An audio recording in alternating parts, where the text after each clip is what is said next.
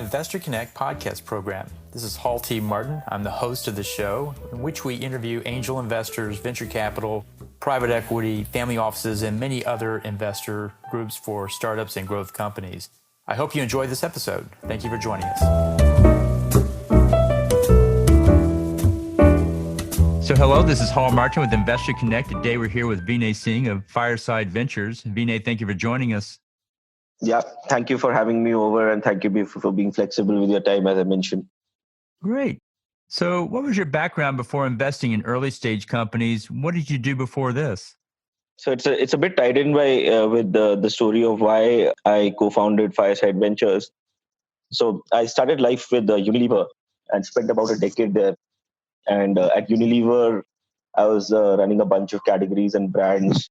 One in the beauty space, a local brand called Lakme, then one in the ice cream space, and then I was running the coffee business for Unilever in India. And this was about 2012-13 timeframe when I started getting this uneasy feeling that as a marketeer, I was turning into a dinosaur because the way of brand building, or what I call brand building 1.0, was getting disrupted by the internet. And in brand building 1.0, you needed to have distribution, and especially in a country like India, which doesn't have too much of organized retail, you had to literally create your own distribution pipeline, store by store, mom and pop store distribution. And on the media side, once you had the distribution and made your products available to the consumer, on the media side, you had to use mass media to make people aware of your brand proposition and build your brand equity. And mass media obviously has its challenges of wastage and inefficiency. Now, both these metrics, which is both distribution and media, were getting disrupted by the internet. On the distribution side, I could see early signs of horizontal e-commerce players like Amazon. In India, we have a large homegrown player called Flipkart, where a brand could potentially get access to millions of consumers at the click of a button and not have to go through the pain of building that store-by-store mom and pop store distribution. So you had horizontal e-commerce coming in, you had vertical e-commerce. So there's a vertical e-commerce player in India called Nykaa in the cosmetics and beauty space. There's one in the baby care space called First Cry. There was social commerce, Meesho, Bulbul, Gloro that were coming up back then. There was also food delivery networks like Swiggy, Zomato, Uber Eats that were kind of taking off. And these presented a unique way of distributing to consumers without having to go through the capex or the time frame and the pain of building your own distribution. So the distribution was getting disrupted. And on the other side, media was getting disrupted, which was, if you look at it, as opposed to mass media, you have OTT media players like YouTube. In India, you have the equivalent of Netflix called Hotstar, and these have more than 400 million people logging in every month. You had social media obviously scaling up. Facebook in India, ByteDance is pretty big with TikTok, and obviously your music streaming apps replacing radio. So I think both from the media ecosystem and the distribution ecosystem, there was disruption through digital. And sitting on the sidelines, running a very brand 1.0 kind of business, I felt uneasy. I did not feel that I had the skills for the future. And I said, let me go back and kind of upskill myself. So I quit Unilever in 2013. And to kind of really learn this space, I joined a startup called Bank Bazaar, which was a personal finance marketplace, and kind of built out their marketplace. They were a B2B player before that. And when I joined, they were pivoting to a B2C marketplace players, head of marketplace there. So I built out the marketplace, the product, the consumer acquisition funnels, the marketing teams, ran that business for about 2 years. We went to a Series C. We were funded by Amazon and Fidelity. Post that, I moved on from there and started my own venture called Stepney, which is in the auto data analytics space. Again, a B2B tech play, providing SaaS products to mom and pop mechanics and garages in India. And once that had enough adoption, we built a service marketplace on top of that. So I ran that business for about 3 years and then sold that business to one of the unicorns in India called Quikr in 2017. So that's when I was kind of going back to the drawing board and saying, okay, how do now I combine my passion for building brands with this little bit of an appreciation of this tech digital universe that I had gathered over the last 5 years? And I'd been talking to my partner for quite some time, and he said, why don't we attack this opportunity as a fund rather than an individual operating company and help build out multiple brands across multiple consumer categories rather than just one brand in one category. So that was the inception of Fireside. And yeah, I've been investing in digital consumer brands ever since. Great. So, what excites you right now? What do you find most interesting?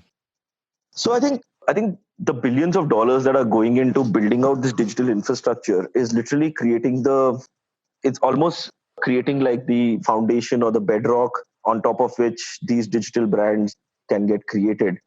And what is really exciting me is two big things that are coming together, right? One is the brands are getting built in much less capital. So capital efficiencies of brands 1.0 in from to get from inception to about $20 million or $25 million in revenue used to be in the 1 to zero point 0.5 to 1x range.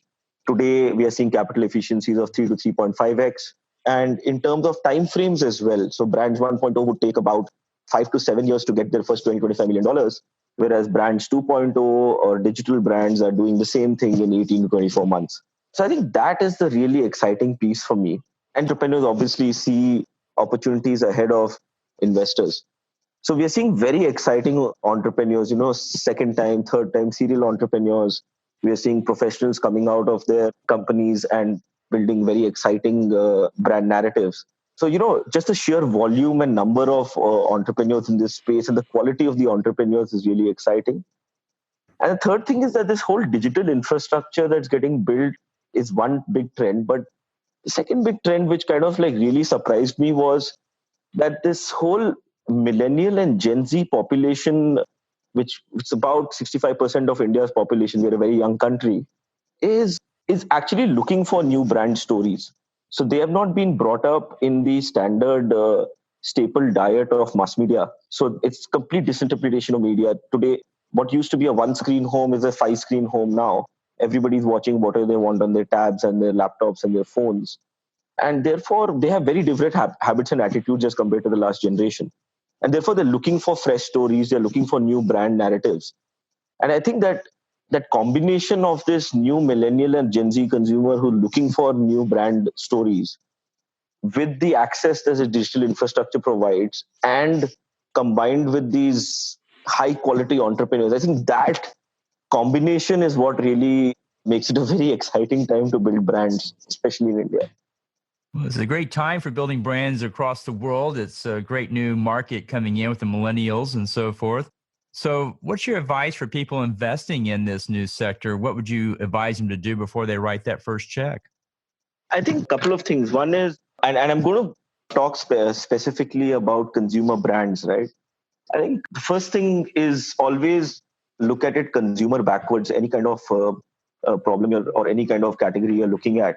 So if you're a thesis based investor and if you're building a thesis, then think about what has changed between the last generation and the current millennial or the upcoming Gen Z generation, which causes either the current incumbent brands to not be in a position to service them well, or creates a gap in the market in terms of new categories of consumption emerging.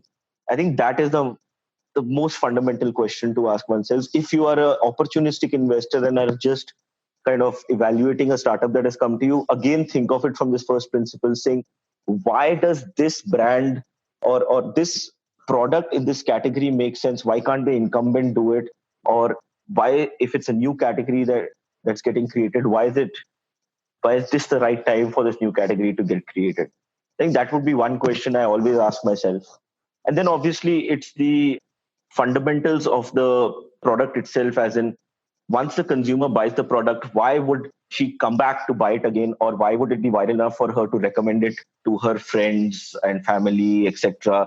What's the real functional benefit that this product is providing, which the current brands or current products in the market are not able to provide? And I think, and there's a whole host of analysis you can do around packaging, proposition, product, or differentiation, and so on and so forth. But I think the third thing and the most important thing, because especially early stage, is jockey before the horse. Why is this person, the person who's at the helm, the founder, the best place to take advantage of this opportunity? What is in it in her or his life experiences that makes him or her the best place to take advantage of this opportunity and also go the long course with it. What is the real motivation? The why of why the founder is doing this is really, really important. Great. So, what's your advice for people running startups in this sector? What do you advise them to do before they start that effort? I think I'll take up from where I left off. All I think it's about firstly, ask yourself why. Why are you doing this? And it can't be only monetary. It has to be a deeper reason as to there's something in their past experiences that is compelling them to do it, or there's something in the way they have a worldview of the future that is compelling them to do it. Only then will they get up every day and be excited about all the challenges it face, because honestly, running a startup is not an easy thing, right? So it's always going to be full of challenges. They have to get up and be energetic every day, and the why kind of makes them do that. The second thing, obviously, is right from the get go, have an economic model that is e-commerceable. So, for example, you might kind of get up in India today and say, I think India is a protein deficient country, and we think we can create snacks priced at, let's say, 25 cents, 50 cents a pop, and have protein infused in those snacks, maybe chips or some kind of crunchies, etc. That could be a great business, but then it's not e-commerceable. And in the early days of a startup, for your lean innovation, for testing out what product works, at what pricing, what formulations work, what packaging formats work, I think the digital ecosystem allows you to do all of that. So build your economic model that is much more digital native, much more e-commerceable. I think that helps you get your first level of critical mass going. After that, you can always, once you have that basic critical mass, you can always do lower price point packs, get into mass retail, get into offline distribution. But initial days, think digital first.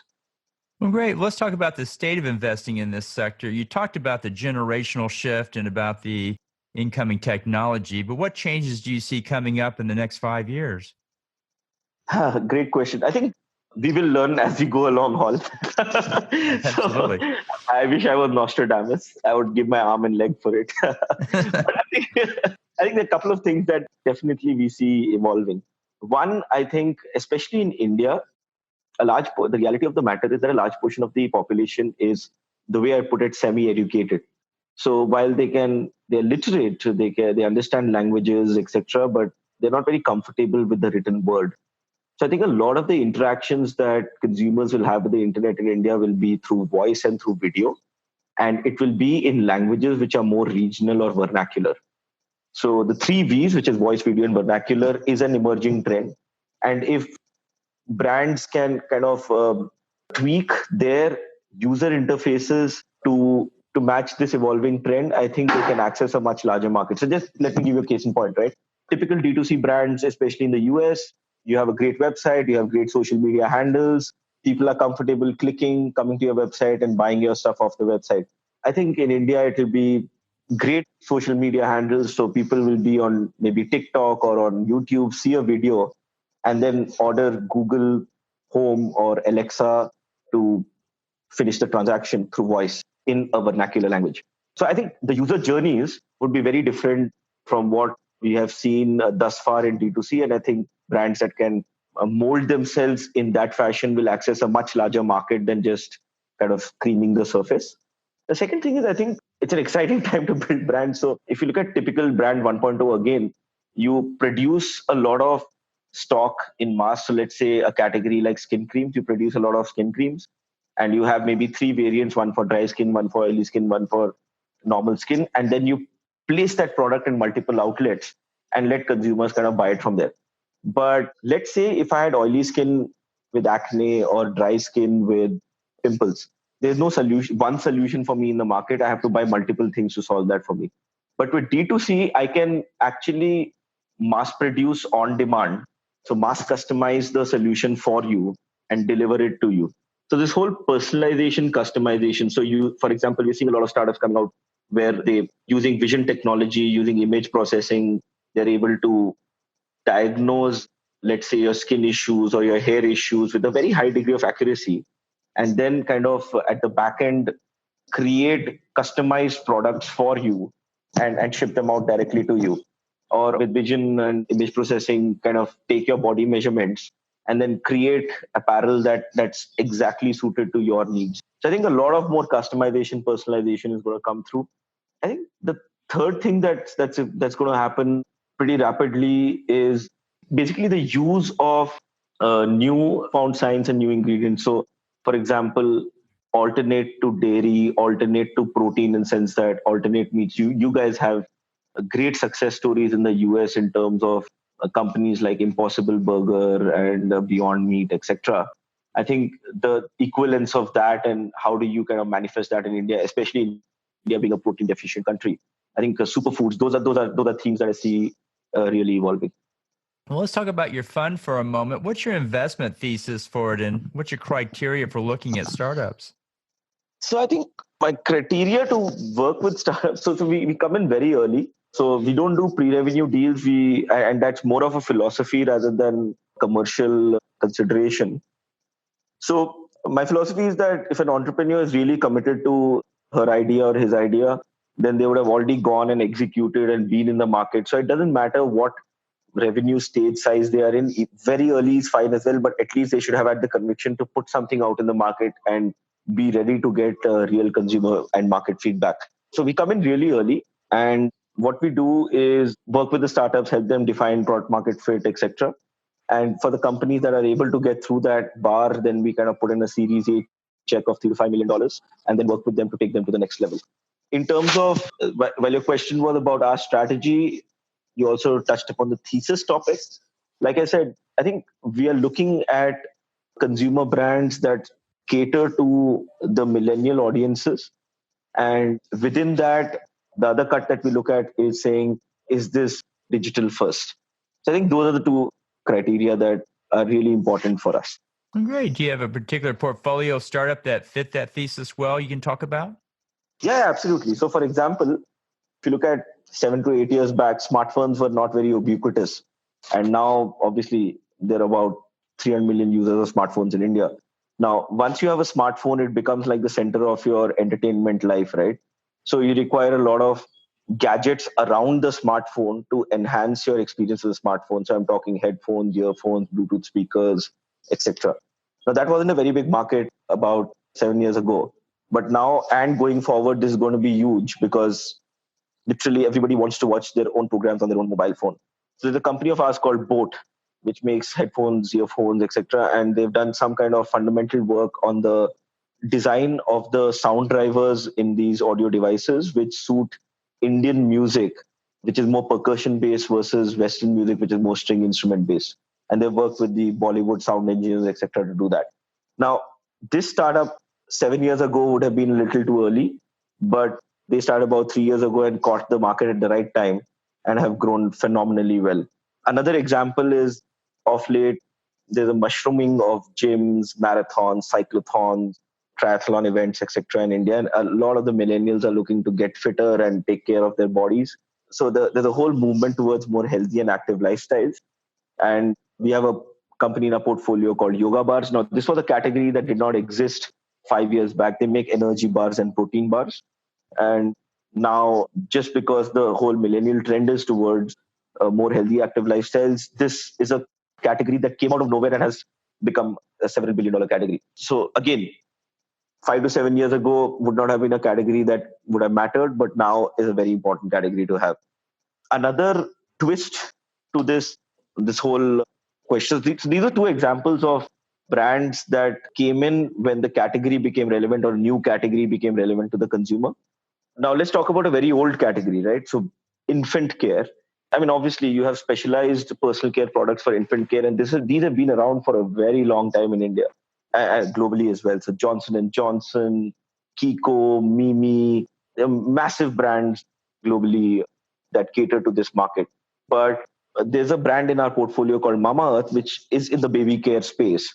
But what they really did was looked at what the consumers were really worried about, and a lot of the consumer trends were shifting towards more natural products, more toxin free, chemical free products, and more natural ingredient products. So he took a very old category that is already an established category, looked at consumers who were looking for newer kind of solutions within that category.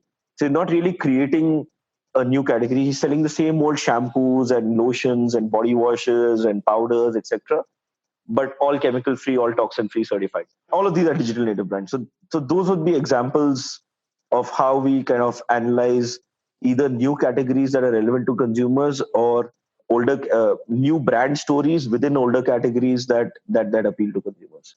Great. So, in this space, what are the challenges the startup faces in launching their business? Is it regulatory? Is it the market? Is it technical? Where do you see them struggling the most? I think honestly, it's still very early days for consumer brands to get created. So to get quality talent, to get convinced to join an early stage startup when a lot of questions are still up in the air, I think that's it's a standard struggle that I hear every entrepreneur after entrepreneur, either within the portfolio or outside the portfolio, talk about. So I think that definitely still remains a challenge. How do you attract the best talent? How do you retain them? And how do you kind of make sure that they have a career path which excites them as well? The second challenge that we see is, and it's a headwind for us, and we need to keep a watch out on that, is a lot of these digital distribution ecosystems. So I'm talking about e-commerce, guys like Amazon, guys like Flipkart in India, even guys like Swiggy or Uber Eats, as they grow and get critical scale, are looking to get more margins through building out their own private label. And then they start prioritizing private label over third party brands. And how do you kind of create a space for yourself in this newfound digital infrastructure when you're competing with their own platform brands? I think that continues to remain a challenge. I think third thing is about sourcing and manufacturing, because manufacturing infrastructure in India is still not at par with China. And then you have this whole import excise and tax regime that you need to kind of navigate. So I think that continues to remain a challenge. So I think these would be three broad challenges that we see, but entrepreneurs are entrepreneurs. Well, great. Are there any particular applications out there that you think are good immediate opportunities for investors to look at? What's heating up these days?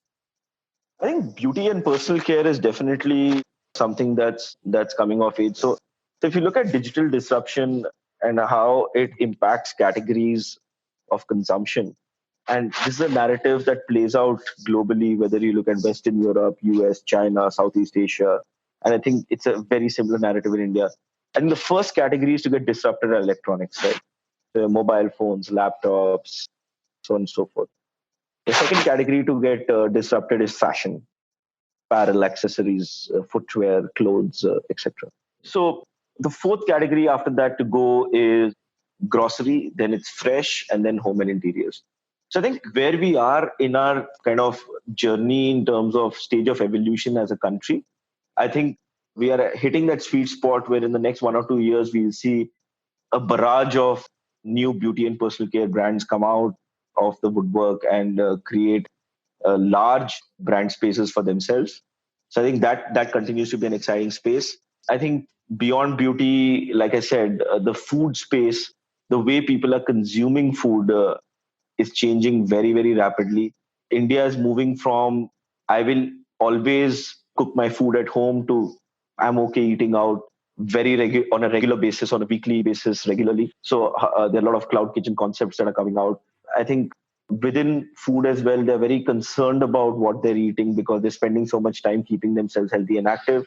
So superfoods, protein, alternatives to dairy and meat are very interesting spaces. We are seeing a lot of disruption happening there. I think the whole home space also, I think the way people are using their homes is changing, but the homes themselves haven't changed. So I think a lot more IoT, a lot more tech enablement at home is happening, and a lot of brands there are getting created as well. So yeah, I think those are a couple of spaces that we see kind of breaking out and creating some disruption. Very good. Well, in the last few minutes that we have here, what else should we cover that we haven't? I think one thing I'd love to learn is from you guys and how you guys are seeing digital disruption in the US. Always curious about what's the next thing that's happening and what we as investors and as entrepreneurs could learn from that ecosystem. We could cover it in another call if that's the requirement. That deserves its own podcast, and I think that might be a good follow up for our next one. For this one, let's go ahead and wrap it up. How best for listeners to get back in touch with you? Yeah, so hit us up. You can hit me up directly at vinay@firesideventures.com. I'm on LinkedIn as well. It's linkedin.com/Vinay Singh. Always happy to chat, always happy to kind of get in touch, exchange ideas. And if you ever are in our neck of the woods, you can just come by our office. Coordinates are on Google Map, Google, etc. You can just find us there. Great. I want to thank you for taking time today and hope to have you back for a follow-up soon. No, absolutely. Thank you so much for having me over. Thanks, Holden. Investor Connect helps investors interested in startup funding. In this podcast series, experienced investors share their experience and advice. You can learn more at investorconnect.org.